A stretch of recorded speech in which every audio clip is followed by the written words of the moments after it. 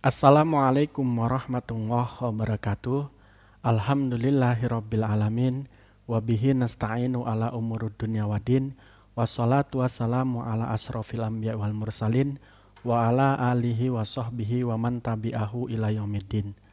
Qala Allahu ta'ala fi Qur'anil Adim. Bismillahirrahmanirrahim.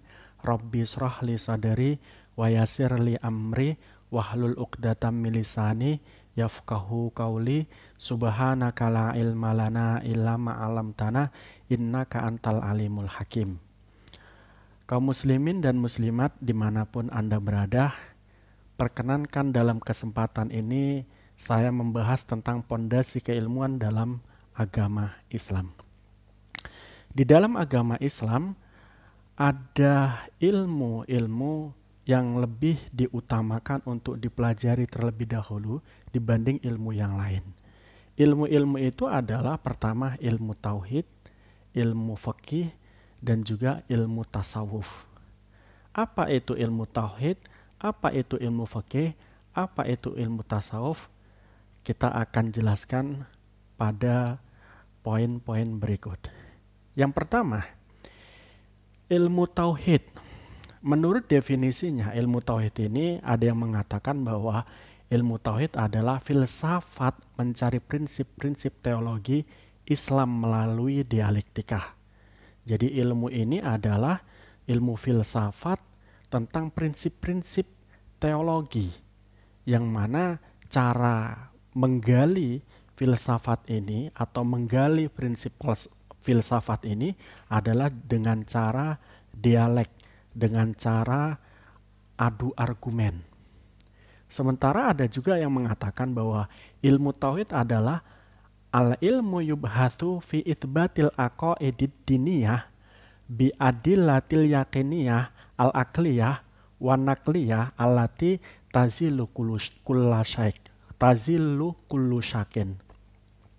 Jadi yang dimaksud dengan ilmu tauhid menurut pendapat yang satu ini adalah ilmu yang membahas tentang ketetapan akidah-akidah diniyah dari dalil-dalil yang berbentuk merujuk kepada satu keyakinan, baik dalil akli atau dalil nakli, di mana dengan dalil akli dan dengan dalil nakli ini hilanglah sebuah keraguan untuk meyakini adanya Allah. Jadi keraguan-keraguan terhadap satu keyakinan kepada Allah, satu keyakinan kepada malaikat, satu keyakinan kepada Rasul, satu keyakinan dari kodok dan kodarnya Allah dan hari akhir dengan dalil-dalil akli dan dalil-dalil nakli akan hilang dengan mempelajari ilmu tauhid ini. Selanjutnya juga ada yang mendefinisikan bahwa ilmu tauhid itu adalah ilmu yang membicarakan tentang wujud Tuhan. Wujud Tuhan itu, adakah Tuhan itu berbentuk jisim atau jirim? Tidak. Tuhan itu adalah berupa zat dan sifat. Tidak terdiri dari jirim dan jisim. Itu dibahas dalam ilmu tauhid ini. Dan ilmu tauhid ini juga mempelajari tentang sifat-sifat Allah. Bahwa Allah memiliki sifat wajib, Allah memiliki sifat mustahil, Allah memiliki sifat jaiz. Selain itu juga ilmu ini juga akan mempelajari tentang kedudukan daripada malaikat dan rasul, begitu juga adanya kodok dan kodar. Ini definisi ketiga. Dari tiga definisi ini tentunya kita dapat simpulkan bahwa ilmu tauhid itu adalah ilmu yang mempelajari tentang keyakinan kita kepada Allah, kepada Rasul, kepada malaikat, kepada kitab Allah, dan juga kepada hari akhir dan kodok-kodarnya Allah. Nah, di dalam ilmu tauhid ini kita memiliki ulama, yang ulama ini menjadi tonggak awal munculnya ilmu tauhid ini. Ulama itu setidaknya ada dua macam dalam ilmu tauhid ini, yakni Abu Hasan al-Ash'ari, kemudian Abu Mansur al-Maturidi. Nah, ulama yang kita sebutkan tadi, baik Abu Hasan al-Asy'ari ataupun Abu Mansur al-Maturidi ini adalah ulama-ulama dalam madhab tauhid kita. Nah, ada pertanyaan, kenapa kita harus mengikuti ulama-ulama dalam bertauhid? Jawabannya tentunya adalah karena mereka ulama-ulama madhab ini mempunyai kompetensi keilmuan, ya, memiliki kompetensi keilmuan dalam merumuskan ilmu tauhid ini, sehingga ulama-ulama ini patut untuk diikuti. Dan kenapa kita tidak mempelajari atau meyakini Allah dengan cara kita sendiri? Karena kebanyakan ketika kita meyakini Allah dengan cara kita sendiri, dengan menerapkan atau melihat Al-Quran atau bahkan melihat penjelasan-penjelasan Al-Hadis, ini kita akan makin tersesat karena tidak punya kompetensi keilmuan yang memadai. Jadi kita itu mengikuti imam madhab dan imam madhab dalam tauhid ini adalah kepentingannya adalah karena mereka punya manhaj atau punya cara untuk beriman kepada Allah dengan menginterpretasikan Al-Quran dan Al-Hadis. Oleh karena itu, kita sebagai pengikutnya tentunya akan lebih benar, akan lebih akan lebih kompleks pengetahuan kita atau keyakinan kita saat kita telah membaca, saat kita telah mengikuti arahan-arahan daripada imam madhab ini.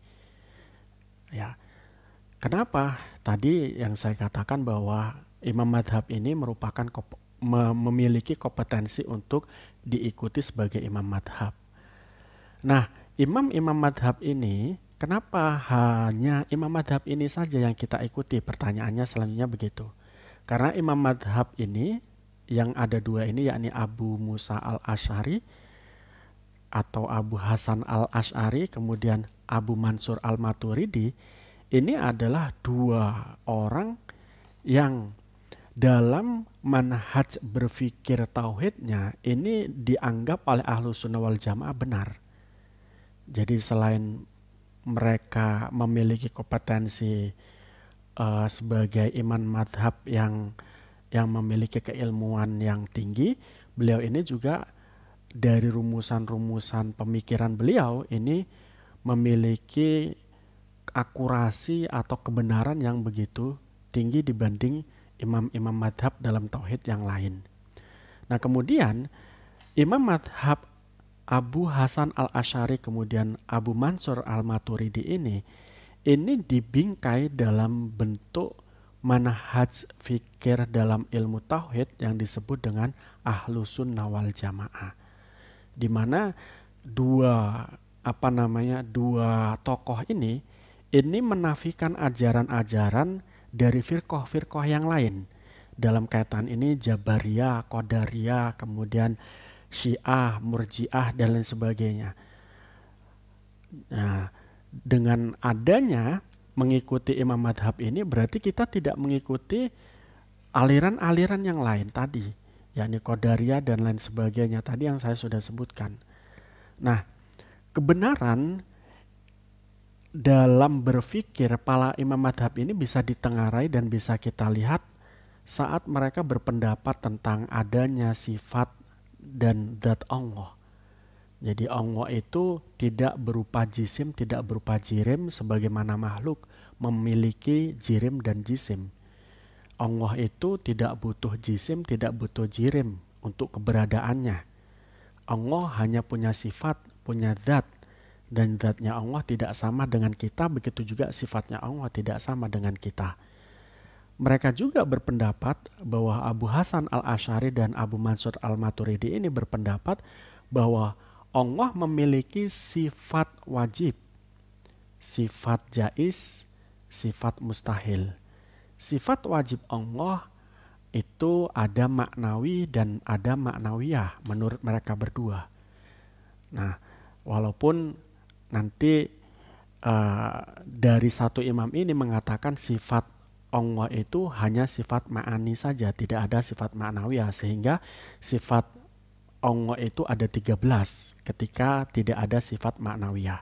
Sementara yang satu lagi mengatakan bahwa sifat Allah itu ada 20, ya, termasuk di dalamnya sifat ma'ani dan ma'nawiyah. Terlepas daripada itu, mereka menggambarkan Allah atau mereka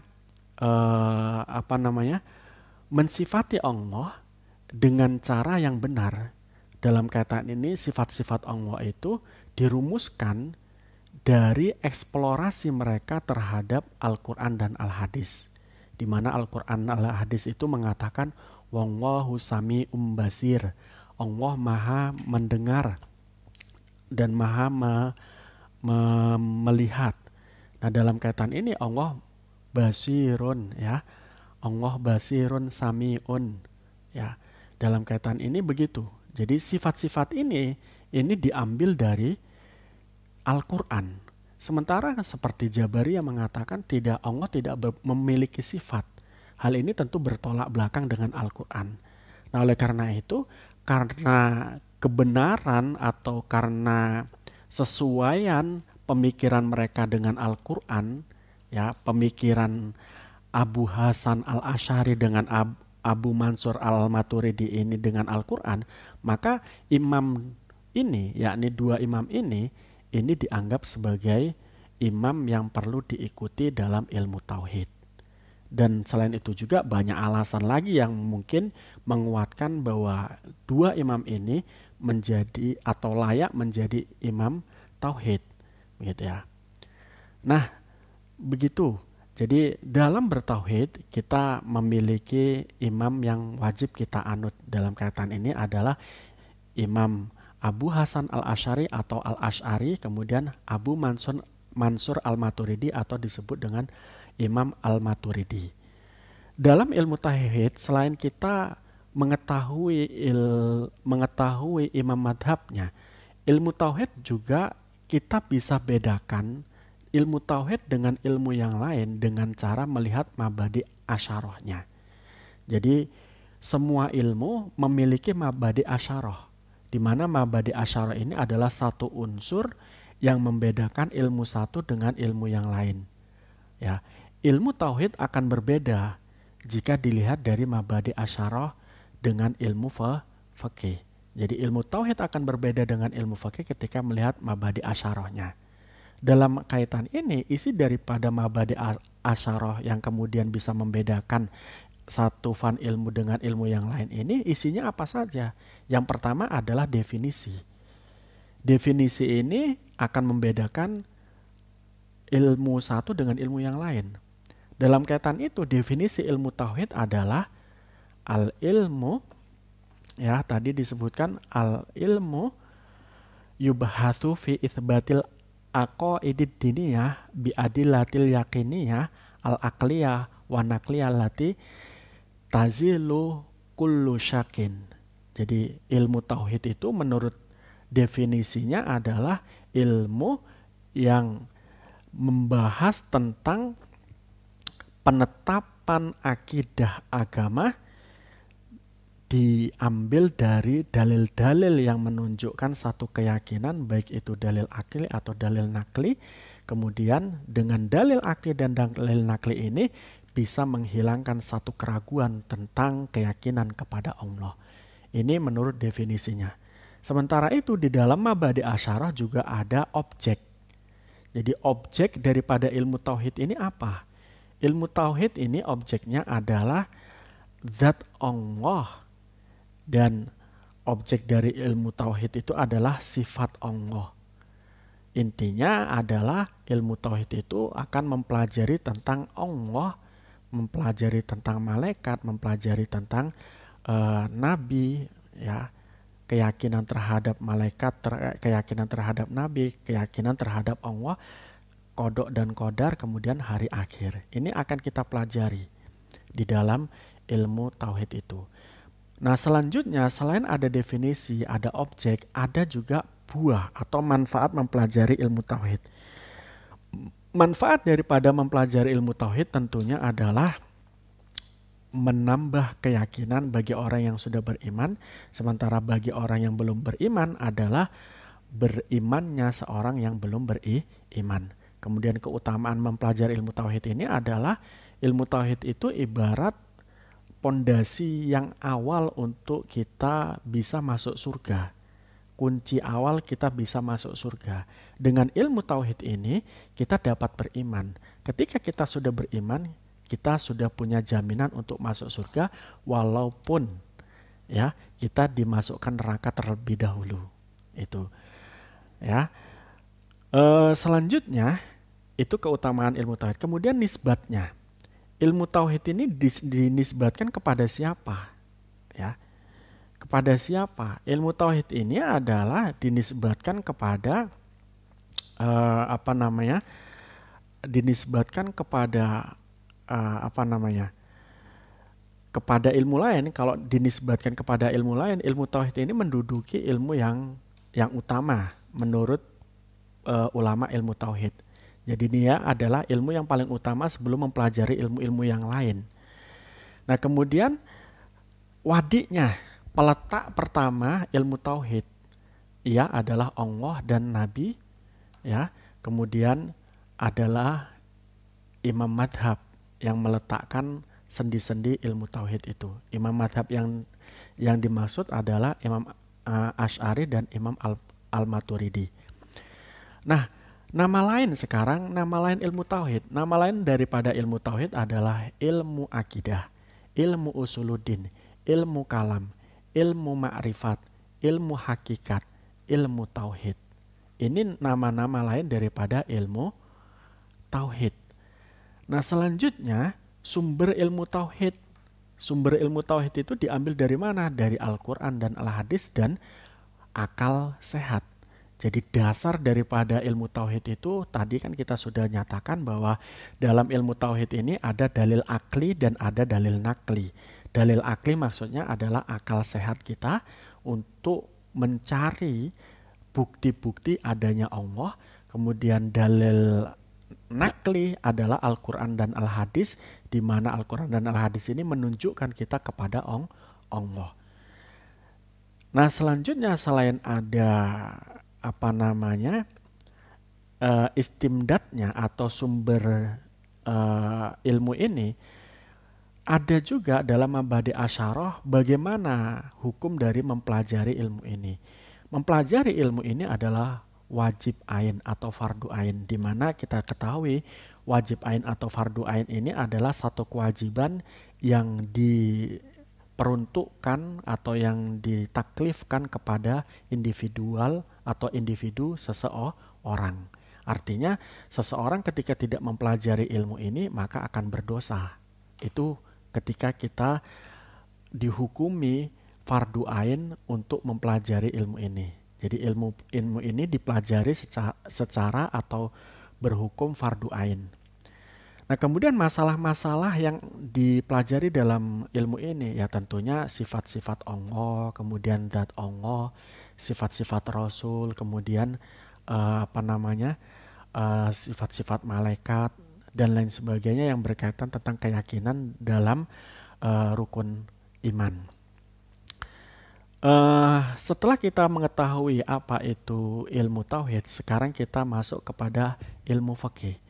Ilmu fikih apa yang dimaksud dengan ilmu fikih itu? Sering kita mendengar bahwa fikih, ilmu fikih, dan sering kita belajar ilmu fikih ini. Namun, sudahkah kita mengetahui definisi daripada ilmu fikih?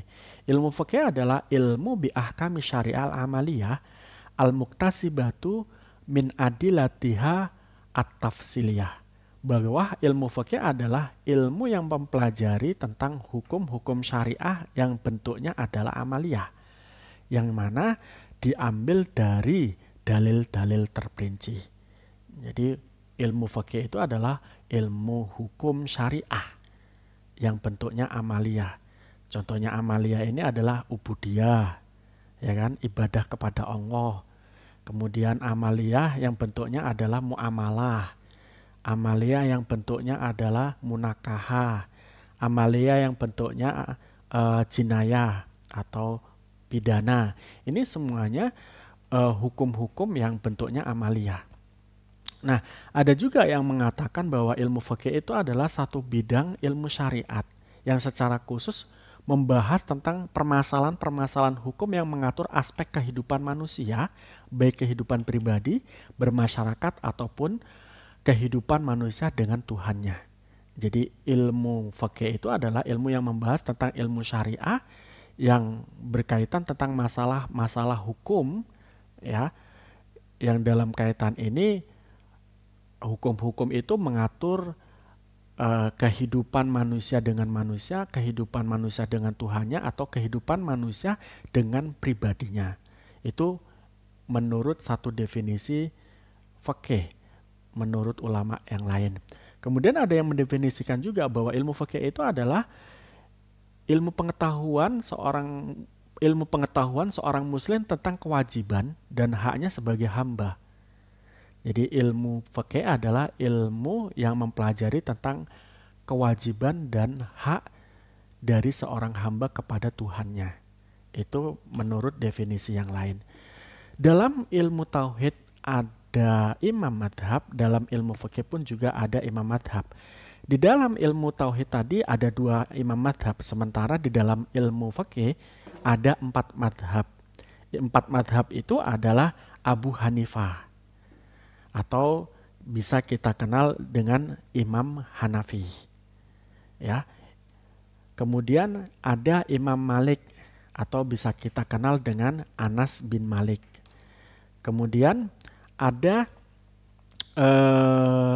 Imam Syafi'i, atau bisa kita kenal dengan Imam Muhammad Ibnu Idris Asy-Syafi'i. Ya. Kemudian yang keempat adalah Imam Ahmad bin Hambal, atau kita sebut dengan Imam Hambali. Keempat dari imam ini merupakan imam madhab yang kita pilih untuk kita ikuti dalam ilmu fikih. Sebetulnya kalau kita lihat dari keterangan ulama-ulama kita dalam beberapa literatur, imam madhab itu dalam fikih banyak sekali. Termasuk di sana Daud Ad-Dohiri. Namun Daud Ad-Dohiri tidak menjadi bagian daripada imam madhab Ahlus Sunnah wal Jamaah. Yang diakui dalam Ahlus Sunnah wal Jamaah dalam fikih, imam madhab itu adalah 4 imam madhab ini. Di mana pemikiran imam 4 madhab ini dianggap sangat konstruktif dan hampir kesesuaian atau berkesesuaian dengan Al-Quran dan Al-Hadis.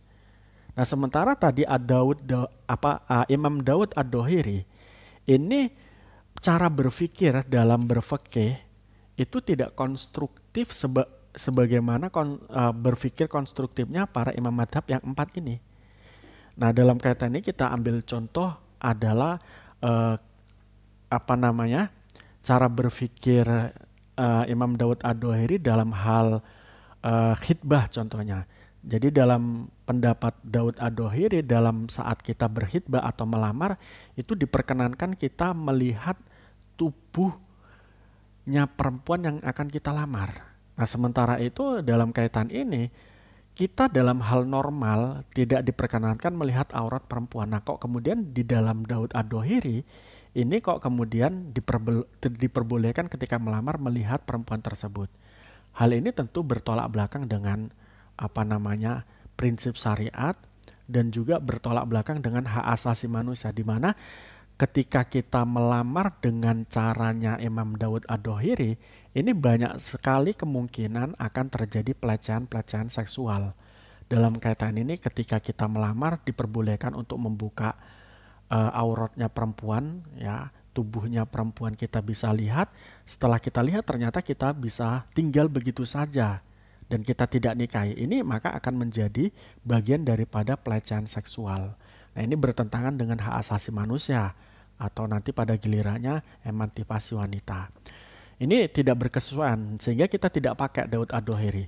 Ada lagi yang sangat kontroversial di dalam pendapat Daud Ad-Dohiri adalah nikah mut'ah, di mana nikah mut'ah itu sudah dinasakh hukumnya oleh Nabi. Nah, ternyata Daud Ad-Dohiri memperbolehkan. Nah, selain dinasakh nikah mut'ah itu, ada juga alasan kenapa nikah mut'ah itu di kalangan kita Ahlussunnah wal Jamaah tidak diperbolehkan, karena nikah mut'ah itu tidak bersesuaian dengan prinsip syariah atau tidak sesuai dengan konsep maqasidus syar'i. Di mana di situ ketika kita lakukan nikah mut'ah, di situ kita menodai maqasidus syar'i yang disebut dengan hifdun nasal. Di mana tidak menodai wong ketika kita menginginkan perempuan, kemudian perempuan itu kita bayar dengan jumlah kontrak tertentu, waktu tertentu. Setelah kontrak waktu tertentu itu habis dan sesuai dengan uang yang kita berikan, kita bisa tinggalkan. Nah, kalau seandainya kita melakukan hubungan intim dengan perempuan ini, kemudian perempuan ini menjadi hamil, otomatis ini akan tidak menghormati atau menjaga hak dari perempuan itu, lagi juga tidak menjaga yang namanya keturunan, sehingga nanti keturunan ini kehilangan bapak itu loh. Nah, oleh karena itu Daud Adahir ini kita tinggalkan karena secara konstruktif berpikir tidak menjurus kepada prinsip-prinsip syariah.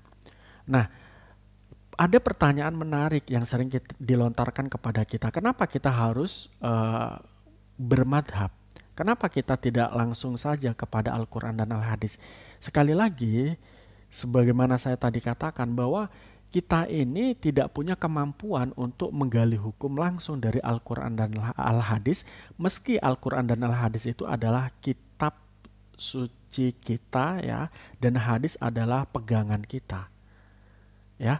Jadi untuk menggali hukum dari Al-Quran dan Al-Hadis tentunya kita harus punya kemampuan, dan kemampuan itu adalah kemampuan keilmuan, baik hafal Al-Quran, hafal ribuan hadis, atau bahkan ilmu-ilmu yang mendorong untuk menggali hukum dari Al-Quran dan Al-Hadis berupa ilmu tafsir, kemudian ilmu asbabun nuzul, asbabul wurud, ilmu rawayah atau riwayat, dan lain sebagainya. Ini harus kita miliki. Nah, sementara kita tentang hadis saja, menghafal hadis saja, kita ini masih minim.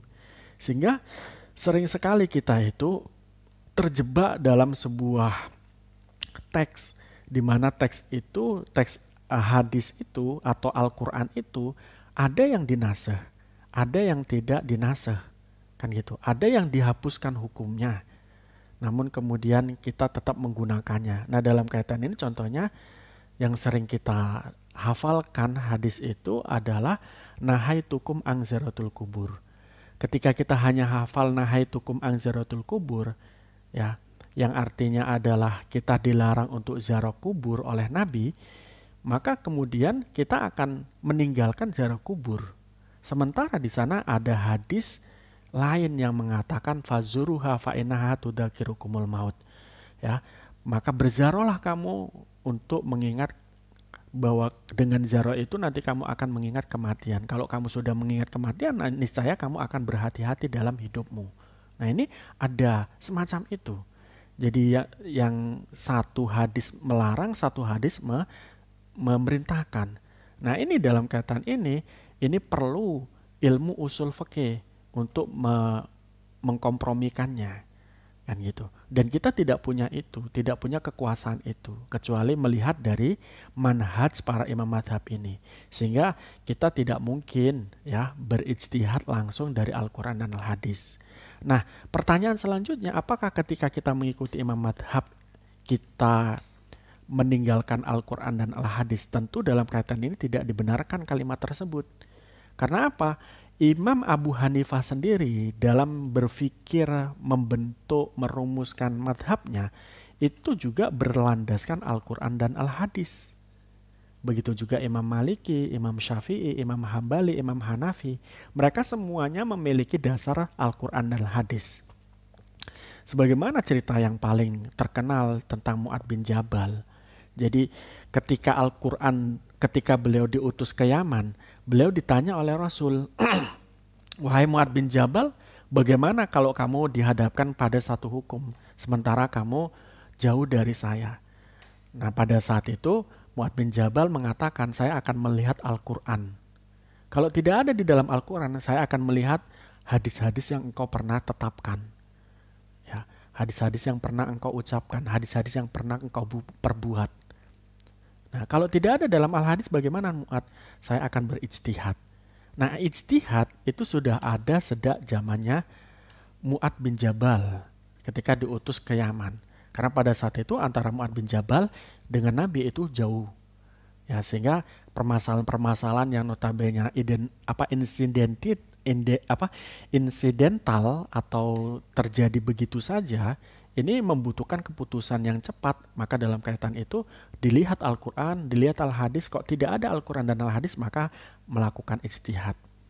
Nah, dengan demikian Al-Quran dan Al-Hadis kita lihat pada saat ini itu sudah putus, sudah selesai. Ya, dalam kaitan itu ada sebuah statement yang mengatakan an-nusus mutahaniyah wal hukmu la yantahi, bahwa nas Al-Quran dan Al-Hadis itu berhenti, sementara permasalahan-permasalahan hukum terus berkembang. Nah, dalam kaitan ini kita tidak menyatakan bahwa, dalam ucapan ini kita tidak menyatakan bahwa Al-Quran dan Al-Hadis itu tidak sholihul likulli zaman wa makan, tapi tetap sholihul likulli zaman wa makan. Dia akan sholihun likulli zaman wa makan kalau seandainya diinterpretasikan. Dan dalam kaitan ini interpretasi yang paling bagus adalah interpretasi para imam madhab. Ya, sehingga kita mengikuti cara pandang beliau dalam menggali hukum dari Al-Quran dan Al-Hadis. Sehingga kita harus mengetahui betul nggak beliau-beliau ini mendasarkan rumusan hukumnya dari Al-Quran dan Al-Hadis. Dalam kaitan ini ya kita bisa lihat manhaj beliau. Jadi beliau itu contohnya Abu Hanifah mendasarkan hukum kepada Al-Quran dan Al-Hadis. Kalau tidak ada dalam Al-Quran dan Al-Hadis, maka beliau akan melihat athar atau ucapan para ulama, fatwa sahabat, ya. Kemudian athar ucapan para sahabat atau fatwa sahabat.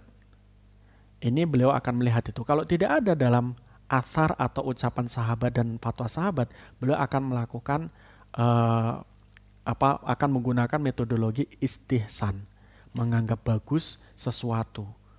Nah, kemudian Imam Maliki juga sama. Al-Quran dan Al-Hadis menjadi tonggak utama, kemudian ijma' qiyas, kemudian tradisi ahli Madinah, kemudian istihsan, sadud dari'ah, kemudian masalah mursalah, kemudian qaulus sahabi dan lain sebagainya. Ini dijadikan pegangan oleh Imam Malik. Artinya apa? Ketika mereka memegang Al-Quran, mereka melakukan memegang hadis, mereka melakukan ijma' dan qiyas, ini tandanya kita sudah mengikuti. Ketika kita mengikuti imam madhab, berarti kita mengikuti Al-Quran dan Al-Hadis, sudah begitu. Begitu juga Imam Syafi'i. Imam Syafi'i ini juga Al-Quran dan Al-Hadis, ijma', kemudian athar atau fatwa sahabat dan juga qiyas. Ini manhaj beliau. Kemudian Imam Hambali juga sama, ada manhaj ada manhaj berpikir beliau menetapkan hukum itu melalui Al-Quran dan Al-Hadis, kemudian athar dan fatwa sahabat, kemudian hadis mursal dan hadis do'if. Nah, meski di sini Imam Hambali menggunakan hadis do'if, sementara kita memilih bahwa hadis do'if itu hanya khusus untuk fadhailul amal, bukan untuk ibadah, bukan untuk penetapan ibadah makdoh, begitu ya. Nah, dalam kaitan ini Imam Hambali juga memiliki manhaj qiyas dan sadud dari'ah. Nah, oleh karena itu bisa dikatakan ketika kita mengikuti imam madhab, kita juga mengikuti Al-Quran dan Al-Hadis dengan metodologi pemahaman para imam madhab. Nah, mabadi asyarah dalam fikih. Kalau tadi dalam tauhid kita sudah simpulkan ada mabadi asyarahnya, maka di dalam fikih pun ada mabadi asyarahnya untuk membatasi fan ilmu fikih terhadap fan ilmu yang lain. Yang dimaksud dengan mabadi asyarah ini tadi sudah kita katakan dari unsur-unsur dari sebuah keilmuan yang ada. Nah, dalam kaitan ini definisi dari fikih itu adalah al-ilmu bi ahkami syariah al-amaliyah al-muktasibatu min adilatiha tafsiliyah. Jadi ilmu fikih itu adalah ilmu yang mempelajari tentang hukum-hukum syariah yang berbentuk amaliyah yang diambil dari dalil-dalil terperinci. Kemudian objeknya adalah ya perbuatan mukallaf, ya, baik itu perbuatan yang dilakukan hubungannya orang mukallaf itu dengan Allah atau orang mukallaf dengan orang yang lain. Kemudian buah dari ilmu fikih ini tentunya menjadikan ketika kita belajar ilmu fikih akan menjadikan amal-amal kita itu sah dan benar. Kemudian keutamaannya ilmu fikih ini tentu menjadi utama karena apa? Dia menjadi tolak ukur keabsahan dari ibadah-ibadah kita. Dalam sebuah statement itu ada yang mengatakan bahwa al-amal bila ilmin mardudatun latuk balu. Sebuah amal yang tanpa ilmu akan ditolak juga tidak diterima. Nah, dalam kaitan ini ketika kita belajar fikih otomatis kita punya keutamaan amal kita diterima dengan adanya syarat yang terpenuhi, rukun yang terpenuhi. Kemudian nisbatnya ilmu fikih dengan ilmu yang lain tentu ini akan menjadi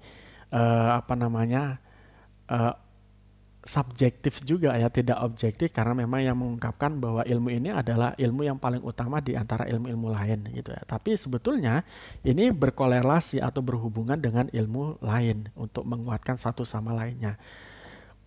Nanti kita munculkan di akhir apa hubungan ilmu fikih dengan ilmu tauhid dan ilmu tasawuf.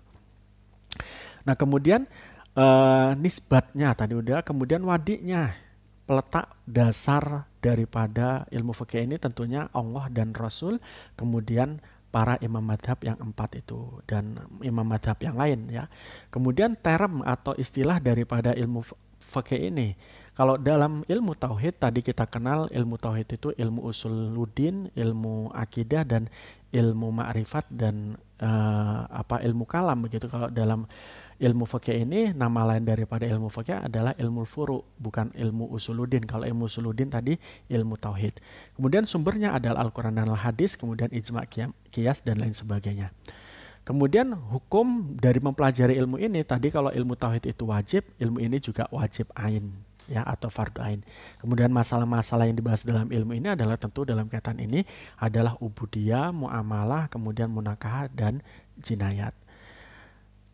Selanjutnya kita akan membahas tentang ilmu tasawuf. Apa sih ilmu tasawuf itu? Ilmu tasawuf adalah al-ilmu yurafu bi kaifiyatu taraqi ahlil kamali min nawil insani fi madariji sa'adatihim wal umuru al-aridati lahum fi darajatim fi biqadari taqati basyariyati. Bahwa ilmu tasawuf adalah ilmu yang mempelajari bagaimana ya kita bisa menjadi hamba yang sempurna di antara hamba-hamba yang lain dan mendapatkan satu kebahagiaan. Ya, ilmu ini adalah ilmu yang mempelajari tentang bagaimana manusia itu mulia di mata Allah. Itu intinya, itu ilmu ini. Ada juga yang mendefinisikan bahwa ilmu ini adalah ilmu yang mempelajari tentang mensucikan diri dari perkara-perkara atau sifat-sifat madmumah dan menghiasi diri dari sifat-sifat mahmudah atau menghiasi diri dengan sifat-sifat mahmudah. Jadi ilmu ini didefinisikan sebagai ilmu yang berfungsi sebagai menghiasi diri dengan sifat-sifat mahmudah dan membersihkan diri dari sifat-sifat madmumah. Sifat-sifat mahmudah itu adalah sifat-sifat yang baik seperti sabar, seperti takwa dan lain sebagainya. Sementara sifat-sifat madmumah adalah sifat-sifat tercela seperti sombong, kemudian maksiat dan lain sebagainya. Nah, dalam ilmu ini juga tentunya kita juga mengikuti imam madhab ya, sebagaimana ilmu tauhid dan ilmu fikih.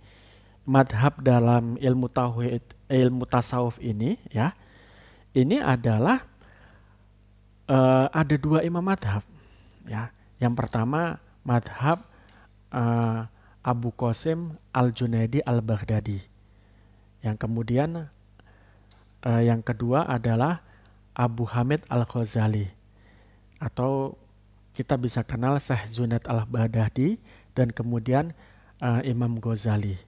Nah, dalam ilmu tauhid ini, imam madhab ini mengajarkan kepada kita bagaimana kita bersih dari sifat-sifat keduniawian. Jadi yang dimaksud dengan sifat-sifat keduniawian itu adalah segala sesuatu yang membuat kita itu lupa dari Allah, meninggalkan Allah, kemudian sesuatu itu bisa membuat kita terlena dengan sesuatu itu, kemudian meninggalkan Allah. Ini sifat-sifat keduniawian, dan kita diajarkan untuk meninggalkan sifat-sifat keduniaan itu. Dalam Al-Quran mengatakan inna amwalukum wa auladukum fitnah, bahwa harta kemudian anak ini adalah bisa jadi akan menjadi satu ujian bagi kita kalau kita tidak waspada. Nah, ketika anak ini kita miliki, harta ini kita miliki, kok kemudian bisa menjauhkan diri kepada Allah, maka anak dan harta ini adalah sifatnya duniawi. Tapi kalau harta dan anak ini bisa membuat kita dekat dengan Allah, maka menjadi ukhrawi. Nah, itu begitu. Nah, selain dalam ilmu tasawuf mereka berdua atau imam madhab ini mengajarkan tentang pembersihan diri dari sifat-sifat duniawi, imam madhab ini juga mengajarkan kita dua hal tadi, yakni membersihkan hati dari sifat-sifat madmumah, sifat-sifat tercela, dan menghiasi diri dengan sifat-sifat mahmudah, sifat-sifat yang baik. Selain itu juga di dalam ilmu tasawuf ini, mereka berdua ini juga mengajarkan ma'rifat. Jadi kalau hati kita ini sudah bersih, maka di situ Allah akan membuka hati kita sehingga kita bisa mengenal Allah dan mengatakan bahwa segala sesuatu itu dari Allah, dan segala sesuatu itu berkaitan tentang Allah. Itu yang kemudian disebut dengan ma'rifat. Nah, ma'rifatnya tentu dalam kaitan ini ada tangga-tangganya, ada taraf-tarafnya, ada ma'rifatnya orang awam, ada ma'rifatnya orang yang murid, ada ma'rifatnya orang yang salik, ada ma'rifatnya seorang mursyid, dan ma'rifatnya orang yang sudah ma'rifatkan gitu. Ini tentu berbeda tangganya. Ma'rifatnya orang awam ya kita mengenal Allah dengan adanya apa? Dengan adanya apa yang diciptakan Allah. Jadi adanya bumi berarti ada penciptanya adalah Allah. Ini adalah ma'rifat Allah sudah. Tapi ma'rifat Allah ala orang awam. Nah, di atas atau dalam ilmu fikih, dalam ilmu tauhid, kita mempelajari mabadi asyarahnya. Sekarang juga kita dalam ilmu tasawuf juga mempelajari mabadi asyarahnya agar kita bisa membedakan ilmu tasawuf ini dengan ilmu tauhid dan fikih dan ilmu yang lain. Bahwa dalam definisinya ilmu tasawuf ini adalah al-ilmu yu'rafu bi kaifiyatu taraqi ahlil kamali. Tadi sudah disebutkan bahwa ilmu tasawuf ini adalah ilmu yang mempelajari tentang bagaimana kita bisa menjadi seorang yang sempurna di mata Allah. Nah, yang kedua, objek daripada ilmu tasawuf ini adalah af'alul qulub, dari perbuatan-perbuatan hati. Itu konsentrasinya. Perbuatan hati ini bisa menjurus kepada perbuatan hati yang mulia, yang dalam kaitan ini sabar dan lain sebagainya tadi, tapi juga perbuatan hati ini bisa juga kepada sesuatu yang hina, dina, yang disebut dengan sifat madmumah tadi. Nah, oleh karena itu hiasi diri kita, hiasi hati kita dengan sifat-sifat mahmudah dan hindarkan diri kita dari sifat-sifat madmumah. Ini adalah objek daripada belajar ilmu tasawuf ini. Yang kemudian selanjutnya adalah buah dari mempelajari ilmu tasawuf apa? Buah dari mempelajari ilmu tasawuf adalah tahdibul qulub, mendidik hati. Kemudian wa ma'rifatu alamil quyub, dan pada gilirannya akan dengan ilmu tasawuf ini kita akan mengenal ya mengenal Tuhan kan gitu. Keempat adalah keutamaan mempelajari ilmu ini adalah yaitu tadi annahu, sekali lagi ini sangat subjektif bukan objektif, karena yang membuat adalah masing-masing orang yang ahli dalam ilmu tersebut. Jadi di sini dikatakan bahwa ilmu tasawuf itu adalah annahu asroful ulum, bahwa ilmu tasawuf ini adalah ilmu yang mulia, ya, ilmu yang mulia di antara ilmu-ilmu yang lain. Karena apa? Karena dia dapat mengenal Allah dan mendekatkan diri kepada Allah. Ini alasan kenapa ilmu ini lebih mulia dari ilmu-ilmu yang lain. Kelima, hubungan ilmu ini dengan ilmu yang lain adalah annahu aslun, ya, laha wa syartun fiha. Jadi hubungan ilmu ini dengan ilmu yang lain adalah ilmu ini menjadi asal, menjadi pokok dari ilmu-ilmu yang lain dan menjadi syarat untuk ilmu-ilmu yang lain. Kemudian yang keenam adalah peletak daripada ilmu ini tentunya tadi kita sebutkan adalah Allah dan Nabi, kemudian imam madhab. Nah kemudian ketujuh, ya, nama lain daripada ilmu ini adalah ya ilmu tasawuf, ya. Tasawuf sendiri dari asal kata sufa. Sufa itu adalah baju yang terbuat dari bulu domba. Nah, ini menunjukkan satu kesederhanaan. Jadi orang sufi itu biasanya menunjukkan kesederhanaannya agar mereka mudah menjaga hatinya agar tidak sombong. Kemudian kedelapan, pengambilan dari ilmu ini adalah dari Al-Quran dan Al-Hadis, juga kemudian para imam mursyid atau para mursyid. Kemudian kesembilan, hukum mempelajari ilmu ini adalah fardu ain atau kewajiban individu. Kemudian yang ke-10, masalah yang dibahas dalam ilmu ini tentunya tadi adalah tentang ihwal hati dan juga ihwal mengenal Allah. Ini jadi permasalahan-permasalahan tertentu dalam mempelajari ilmu tasawuf.